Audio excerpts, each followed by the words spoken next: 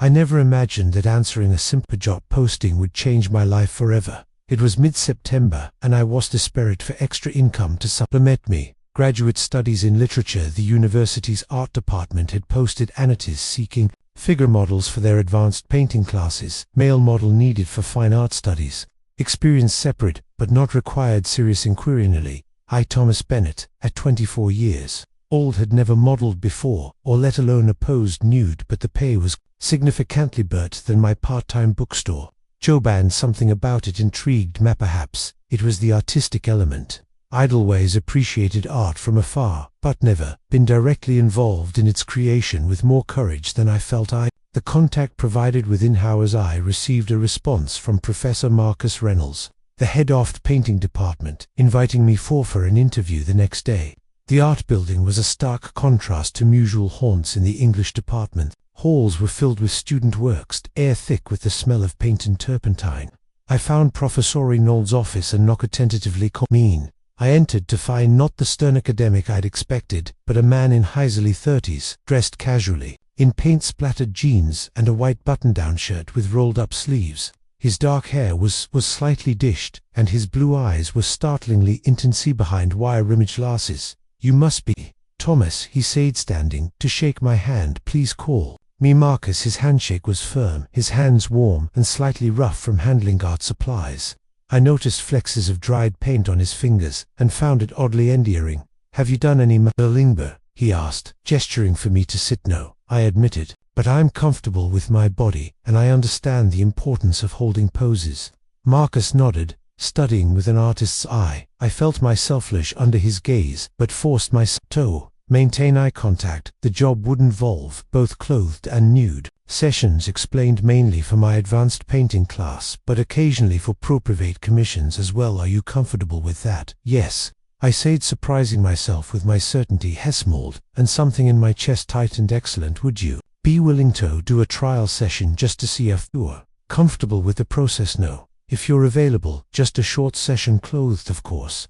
I nodded, and led me to his private studio adjacent to his office. The space was filled with light from large windows, canvases in various stages of completion leaning against the walls, an easel stood in the center, surrounded by paint-splattered drop. "These just stand there," he instructed, positioning me near a window. "Look out at campus if you're lost in thought." I did as he asked, trying to stay still as he picked up a sketch pad and began drawing. The scratch of charcoal on paper was oddly soothing, and I found myself relaxing into the pose. "Perfect," he murmured. "You have excellent natural for this. Many beginners fidgeter try too hard to pose after about 15 minutes. He set down his sketch pad. "Would you like to see?" He walked over, acutely aware of his presence as I looked at the drawing. It was a quick sketch, but he had captured something in my expression I hadn't known. Was there a kind of quiet melancholy? "This is how you see me?"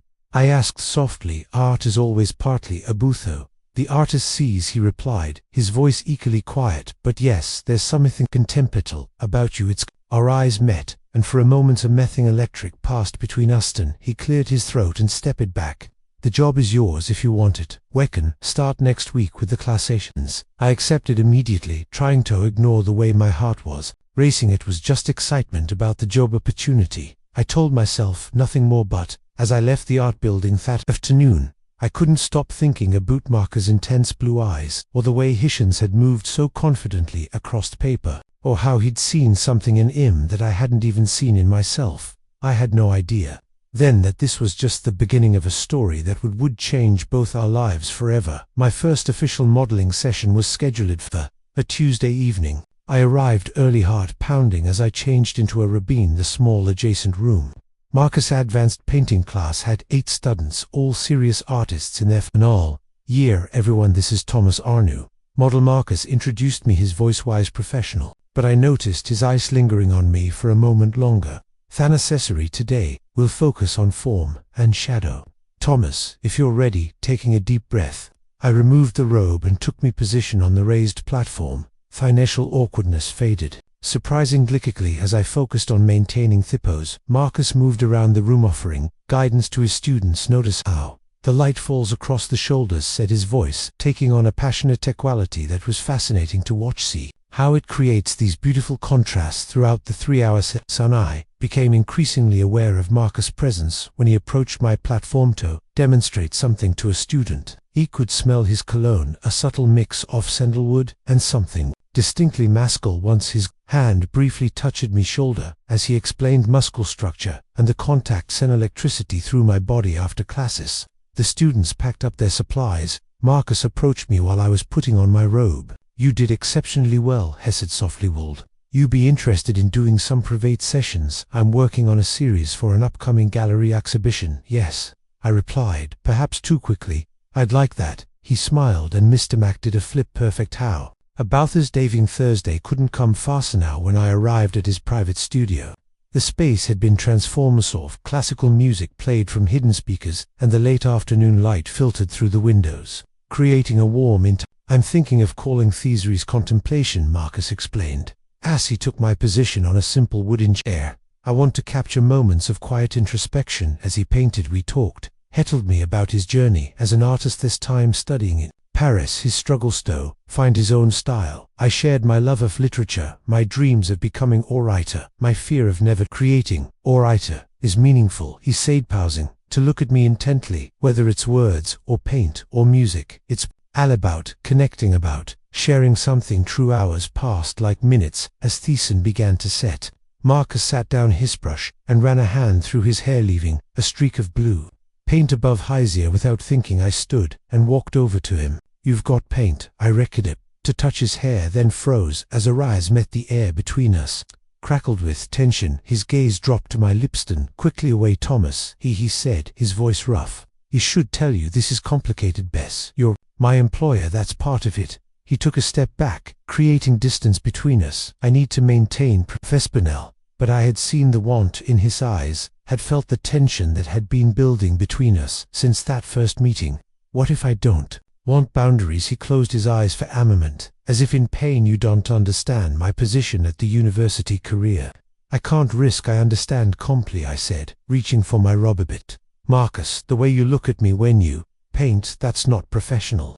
Ali left him standing there, surrounded by canvases of my naked form, all of them filled with an intimacy that belied his words about professional banditas. The next week was tortured during class sessions. We maintained a strict professionalism, but the air between us was charged. I caught him watching me when he thought I wasn't looking, his eyes filled with a longing that matched my own. After one particularly intense session, he asked me to stay behind. "About last Thursday," he began. Booty interrupted him. "It's fine, you were right about maintaining boundaries.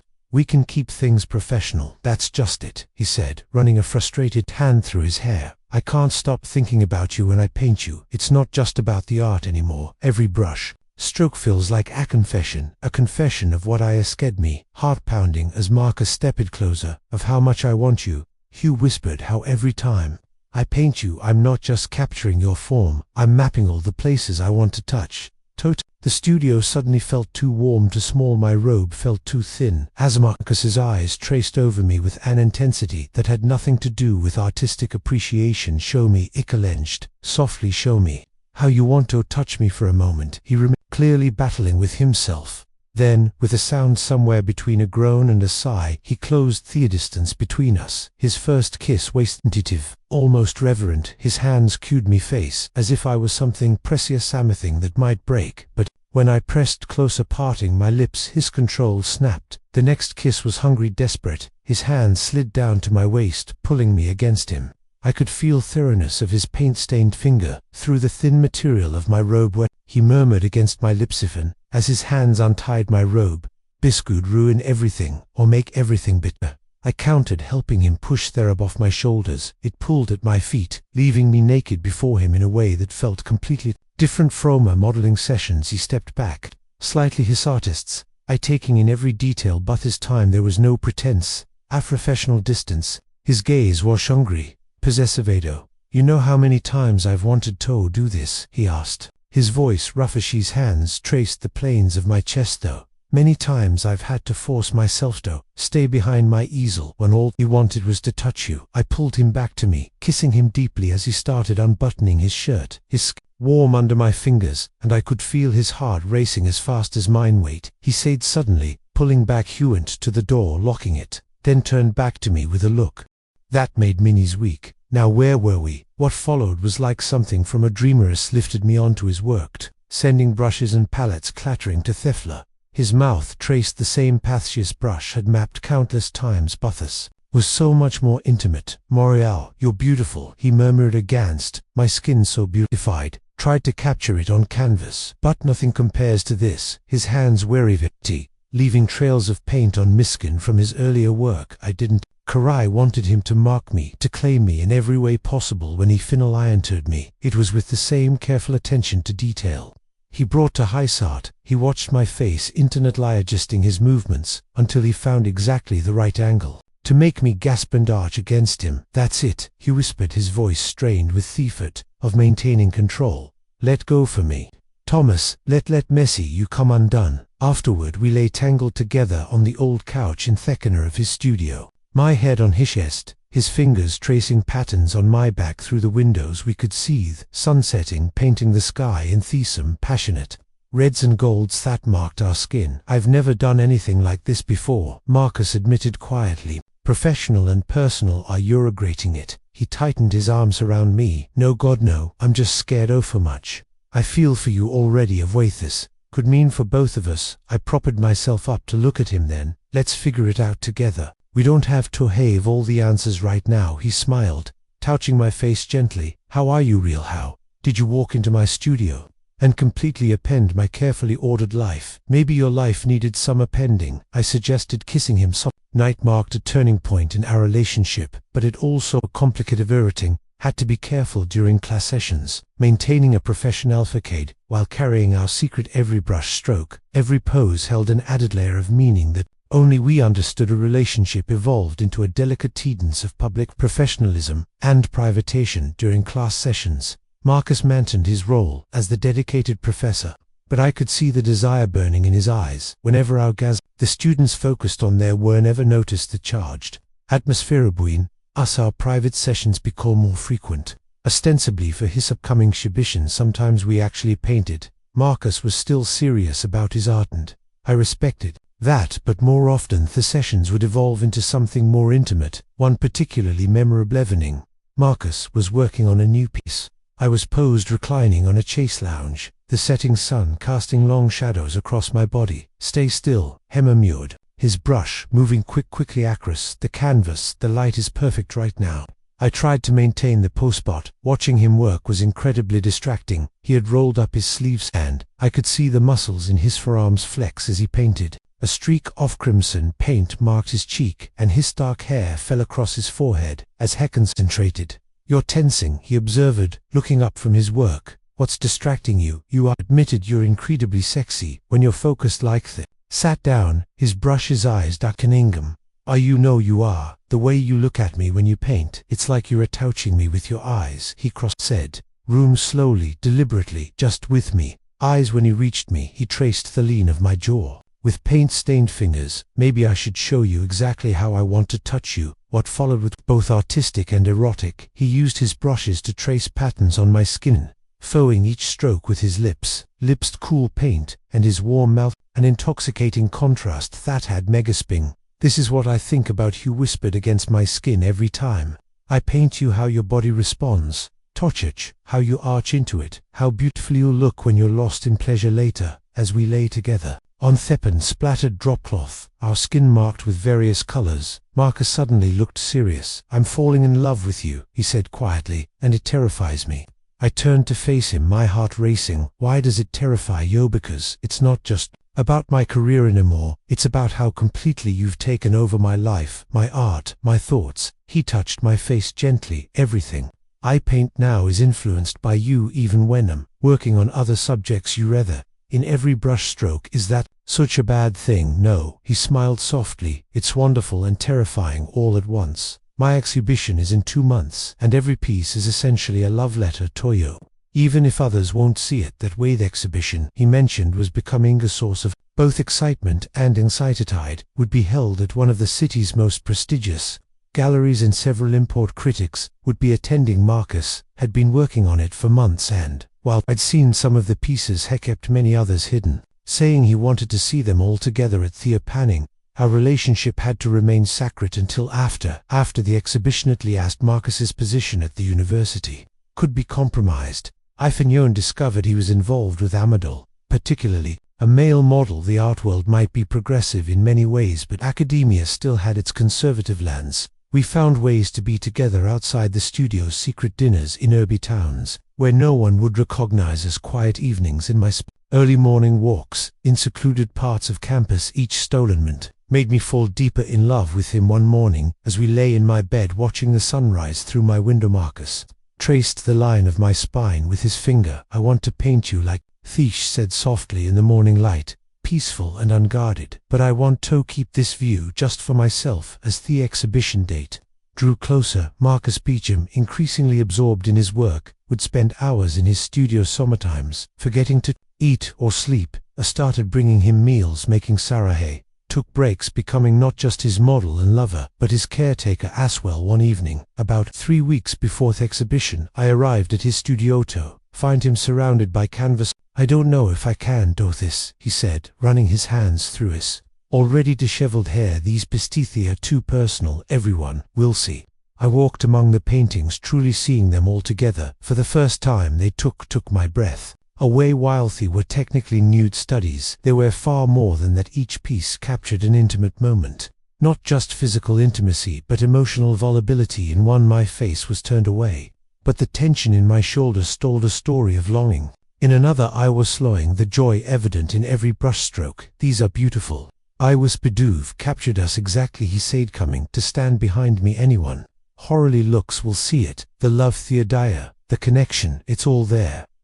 I turned to face him then. "Let him see. Are you ashamed of what weight of God?" "No." He pulled me close. "I'm proud of loving you. I'm proud of these paintings. I'm just scared of the consequences. Whatever happens, will facets take the night of the exhibition?" All too quickly, the gallery was packed with critics, collectors, and faculty members from the university. I attended as just another guest, maintaining my distance from Marcus. Ashe charmed the crowd with his artistic insights. The paintings were ironic, telling our story without words. The early pieces showed a more classical approach to figure studies, but as they progressed, the emotional content became more evident. Final piece, which I hadn't seen before, took my breath away. It showed me sleep morning, light streaming across my face. One hand reached out toward an empty space beside me. The longing in the image was palpable, the love evident in every careful brushstroke. The title simply read, "Awakening." I overheard snippets of conversation as I moved the crowd. Such emotional depth, intimacy is striking. "There's a lover story here."